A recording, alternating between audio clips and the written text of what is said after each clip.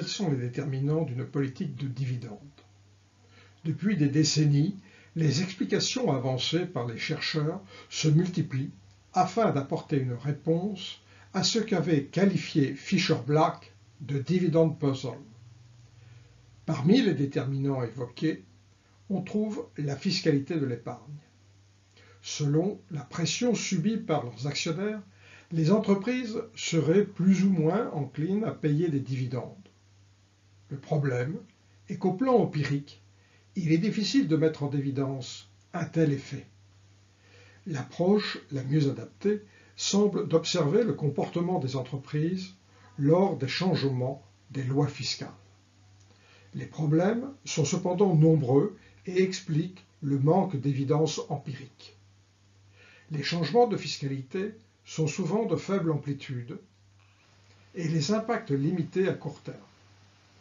Ils sont aussi très souvent anticipés par les marchés et leurs effets diffus dans le temps. Enfin, ils sont contemporains, dans de nombreuses occasions, de changements dans l'économie, changements qui affectent aussi les valorisations d'entreprises. Ils sont alors impossibles à isoler. C'est tout l'intérêt de l'article publié récemment par Hanlon et Hoops dans le Journal of Financial Economics, que d'exploiter un cas récent et de nous fournir des résultats nouveaux et cette fois-ci probants. Fin 2010 et fin 2012, du fait des dissensions entre républicains et démocrates, il était difficile de prévoir l'avenir fiscal américain. La probabilité d'une forte hausse de la taxation des revenus des dividendes était particulièrement élevée.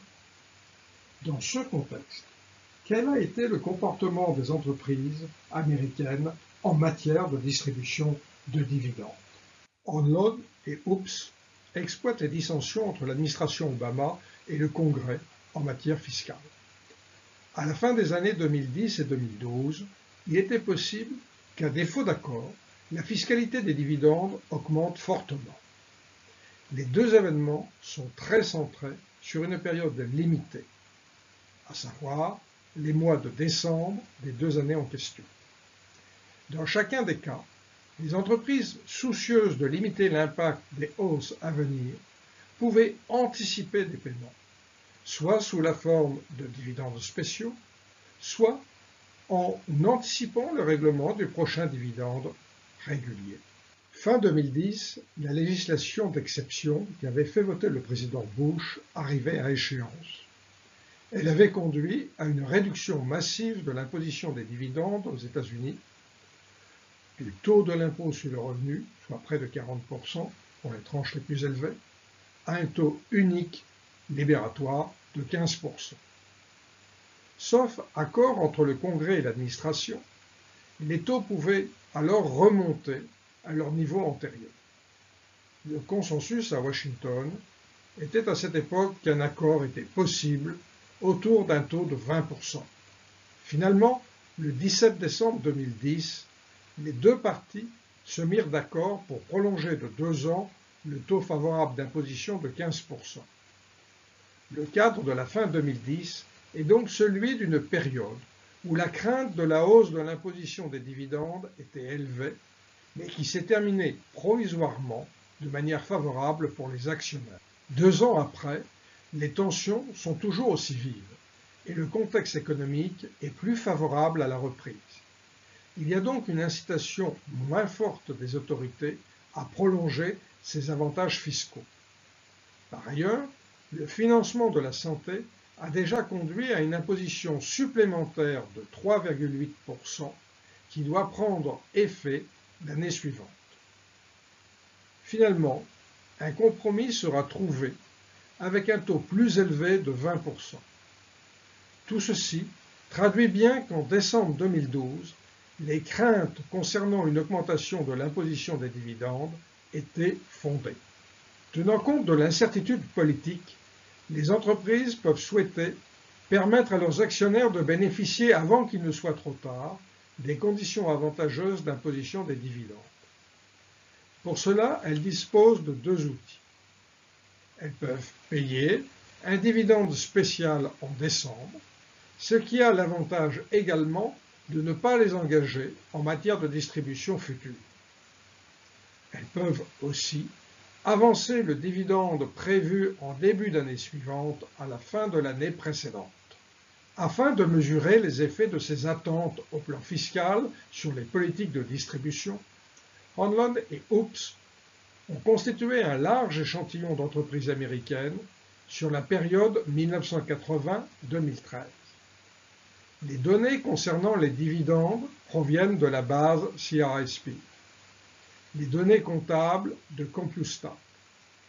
Les entreprises financières et de services publics ont été éliminées vu leurs particularités. Enfin, quand les tests exigeaient des données sur la composition du capital, l'échantillon a été réduit en fonction des disponibilités, soit des bases ExuComp, soit de la base FactSet. Les premières analyses concernent les dividendes spéciaux. La variable dépendante DS vaut 1 si un dividende spécial a été payé par l'entreprise, I au mois T. Elle vaut 0 sinon. Les deux variables explicatives d'intérêt sont ici NOV DEC 2010 et 2012, qui valent 1 pour les deux périodes considérées, novembre-décembre 2010, novembre-décembre 2012, et 0 sinon. Deux variables de contrôle ont été introduites. L'importance du cash détenu et la rentabilité sur les actifs, dans la mesure où ces deux variables pouvaient expliquer la décision de versement d'un dividende spécial. Des effets fixes par mois pour tenir compte des saisonnalités et par année pour tenir compte des modifications de l'environnement économique ont été introduits.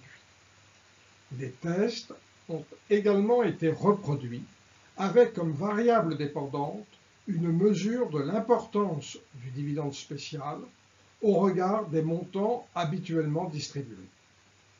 Comme les résultats sont peu différents, ils ne seront pas ici commentés. L'estimation d'un modèle de régression linéaire permet de mettre en évidence que, même si au cours des mois de décembre, la probabilité de payer un dividende spécial est plus élevée, 2,43% en plus, ainsi d'ailleurs qu'en janvier, il y a un phénomène spécifique et qui marque pour les deux périodes critiques de la fin 2010 et surtout de la fin 2012. Pour cette fin 2012, une augmentation de 8,49% de la probabilité de paiement d'un dividende spécial. La seconde attente concernant les paiements de dividendes est l'anticipation du coupon de janvier au mois de décembre précédent. Pour mettre en évidence le phénomène, Hanlon et Hoops recourent à la variable suivante. Nombre de dividendes réguliers payés en décembre divisé par le nombre de dividendes réguliers payés en janvier suivant. Cette variable est mesurée chaque année et elle fait l'objet d'une simple régression sur deux variables indicatrices, l'une pour 2010-2011 et l'autre pour 2012-2013. Les estimations montrent que sur la période, les paiements de dividendes réguliers sont un peu plus nombreux en décembre qu'en janvier, en moyenne 15,7% en plus. Mais le résultat le plus important est que le rapport est significativement différent pour décembre 2010 et janvier 2011, plus 61,4%. Et surtout en décembre 2012 par rapport à janvier 2013, où le rapport est là 4 fois plus élevé qu'à la normale. 1 plus le coefficient de 3,316. Indiscutablement, on observe un déplacement du paiement de nombreux dividendes réguliers du mois de janvier vers le mois de décembre précédent cette année-là. La question est maintenant de savoir qui sont ces entreprises qui changent leur politique de dividendes. Pour Hanlon et Hoops, les plus motivés sont celles dont les dirigeants ont une participation importante dans le capital. Pour mettre en évidence cet effet, ils recourent à une variable, ici insider, qui mesure la part du capital détenue par ces dirigeants. Les effets d'interaction sont introduits dans le modèle explicatif de la probabilité de paiement d'un dividende spécial, modèle qui a été précédemment utilisé. Deux mesures sont ici reprises pour la participation des dirigeants dans le capital.